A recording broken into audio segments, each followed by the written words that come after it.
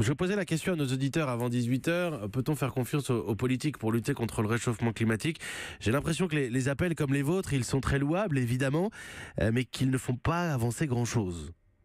Écoutez, à Nantes, nous tenons l'objectif moins 50% d'émissions en 2030 et c'est un plan climat qu'on a voté en 2006. J'étais alors vice-président dans le métropole. Donc quand on met toutes les politiques publiques en cohérence, on tient les objectifs du scénario 1,5 degré du GIEC. Et on sait l'engagement d'Anne Hidalgo et d'Alain Juppé sur leur propre commune. Paris a aussi des résultats quantitatifs très importants. Donc il y a des élus qui tiennent les objectifs aujourd'hui. Ce qu'on dit dans cet appel, c'est que maintenant, au niveau national, il faut effectivement démultiplier l'action sur tous les territoires. Et là, pour l'instant, malgré la loi de transition énergétique qui a rendu obligatoire les plans climat dans toutes les intercommunalités françaises, l'État n'est pas encore rendez-vous, notamment sur les financements. La contribution carbone-énergie est aujourd'hui nécessaire à l'équilibre du budget de l'État.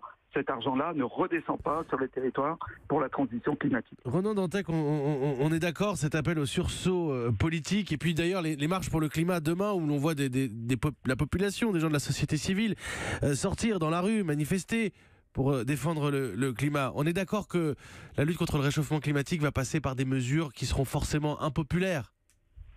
Écoutez, je ne sais pas si réhabiliter un logement et faire que la facture énergétique soit moindre, c'est impopulaire. Je ne suis pas sûr que plus de transports en commun de meilleure qualité, ça soit impopulaire. Non, pas du tout, il y a beaucoup. Et la qualité de l'air est aussi un des enjeux de la réduction de la place des voitures polluantes en ville. Donc ça n'est pas impopulaire. Il y a au contraire beaucoup d'intérêt à agir sur le climat.